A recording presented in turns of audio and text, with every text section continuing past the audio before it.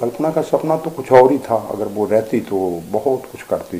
कल्पना चावला बचपन में, कल्पना जो थी जब बच्चा थी फर्स्ट में ही थी, very playful child. Kalpana Chawla का नाम जो है वो अंधेरे में चमकते हुए एक दिए की भांति है, आसमान में चमकते हुए। एरोप्लेन्स बनाना, उड़ाना, खोई खोई तो बचपन में भी रहती थी वो। 2 बार वो स्पेस में गई, पहली बार वो 16 दिन रही, दूसरी बार भी वो 16 दिन रही और उन 16 दिनों में बहुत उपलब्धियां हासिल की।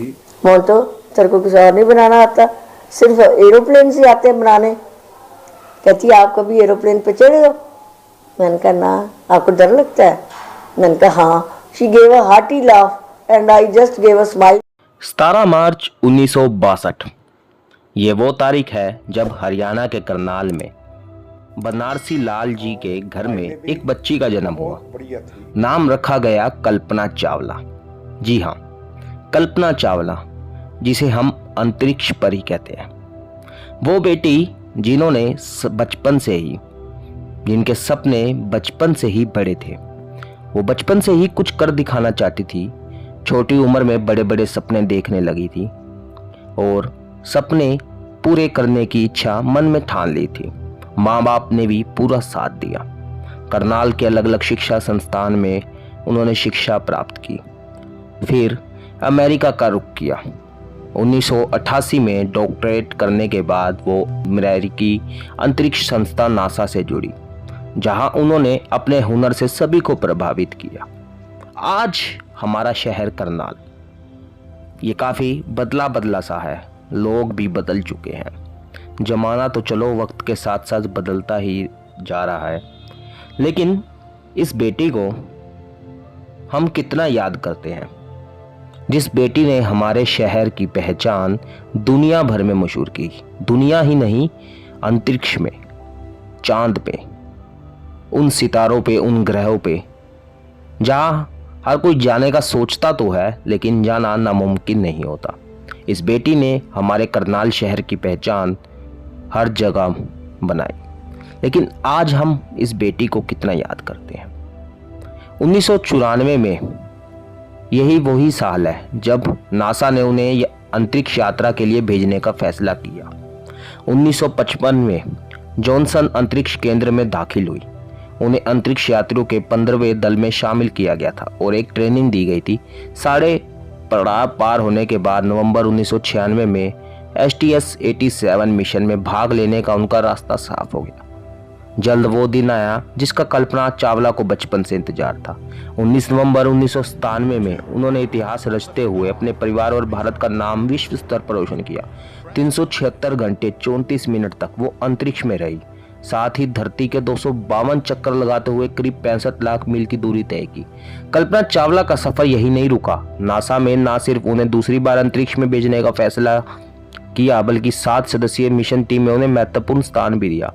इस तरह कल्पना इस 16 दिवसीय मिशन में एक विशेषज्ञ के रूप में शामिल हुई। अभियान STS-107 के तहत वो 16 जनवरी 2003 को स्पेस शटल कोलंबिया से 16 दिन के लिए एक मिशन पर गई थी, लेकिन 1 फरवरी 2003 को धरती पर वापस के दौरान उनका विमान क्रैश हो गया और उन्होंने हमेशा के लिए अपनी आंखें मूंद ली।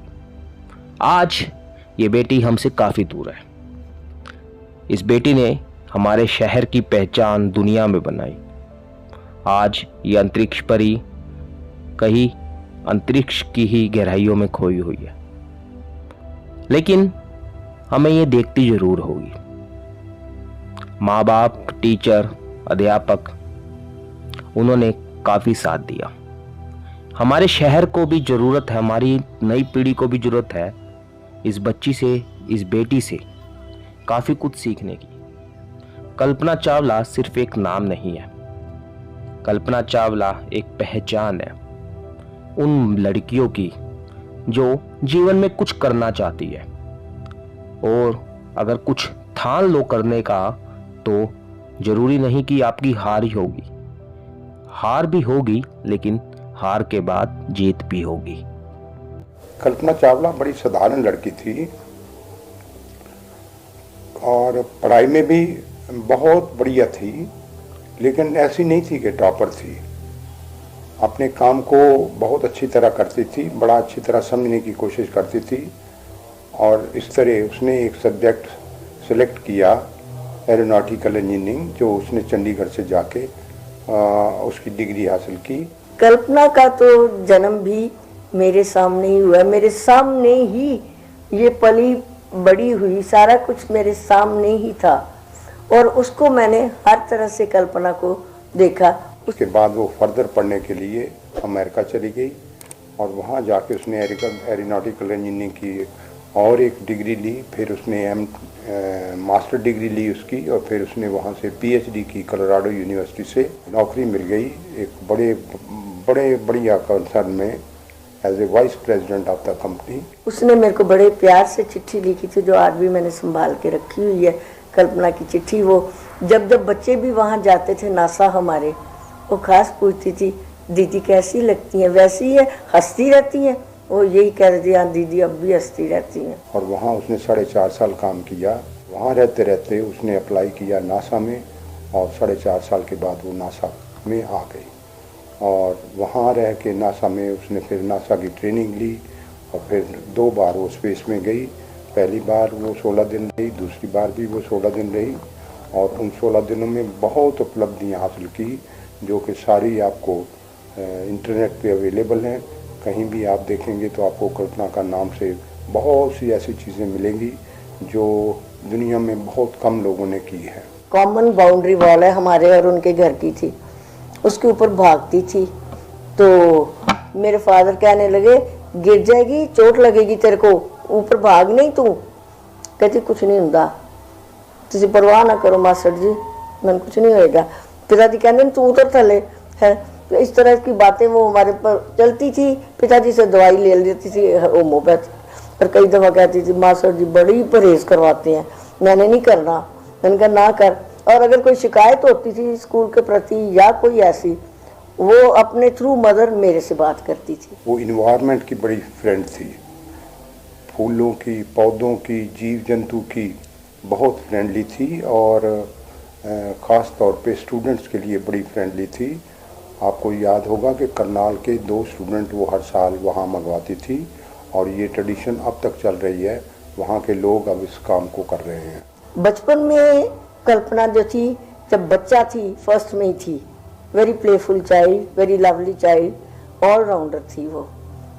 पेपर फोल्डिंग उसका एक था, सब उसकी हॉबी थी, एरोप्लेन्स बनाना, उड़ाना। खोई तो बचपन में भी रहती थी, वो उड़ाती थी, करती थी, बॉयज टाइप वो फेंकना। मैंने ऐसे हंसी से कह ही लिया, मोंटो तेरे को कुछ और नहीं बनाना आता, सिर्फ एरोप्लेन से आते हैं बनाने। कहती आप कभी एरोप्लेन पे चढ़े हो? मैंने कहा ना। आपको डर लगता है? मैंने कहा हाँ। She gave a hearty laugh and I just gave a smile. मैं चली गई। और वहाँ जब वो स्पेस में थी तो मीडिया ने उससे पूछा था कि कल्पना तू एक छोटे से शहर से आके इतनी ऊंचाई में पहुंची है, तुझे कैसा लगता है?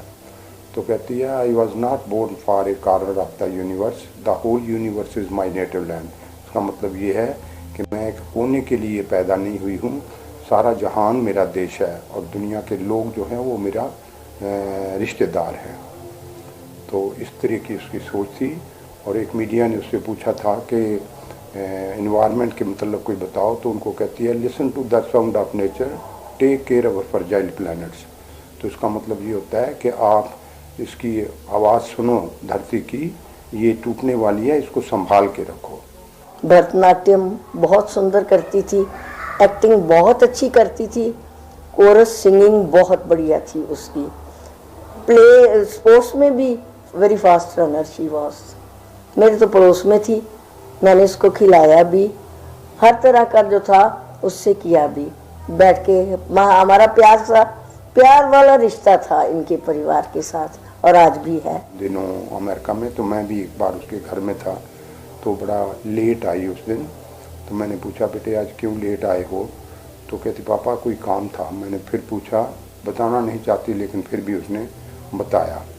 कहती पापा मेरा जूता टूट गया था, तो मैं वो जूता लेने के लिए गई थी, रिपेयर करवाने के दिया हुआ था, तो इसलिए देर हो गई। मैंने कहा मैंने तो कई बार यहाँ आके देखा है, कोई रिपेयर करवाता ही नहीं, ना ही कोई रिपेयर करने वाले की दुकान होती है।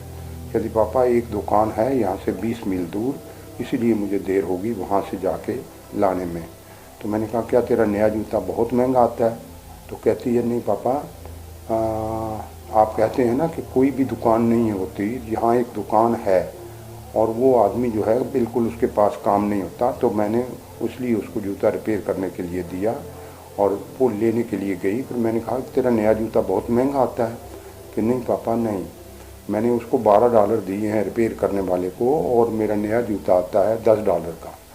तो मैंने कहा बेटे तेरा मैथमेटिक्स मेरी समझ से बाहर है। तो कहती पापा जिस आदमी को आज $12 मैं दे के आई हूँ उसकी आज की इनकम है, और मेरा नया जूता एक जानवर और मारते तो नया जूता बनता।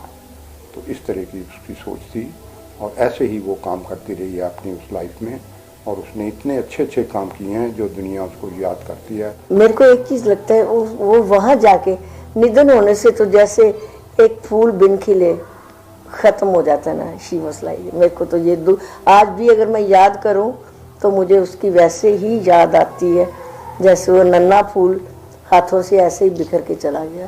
कल्पना चावला का नाम जो है वो अंधेरे में चमकते हुए एक दिए की भांति है, आसमान में चमकते हुए एक सितारे की तरह है।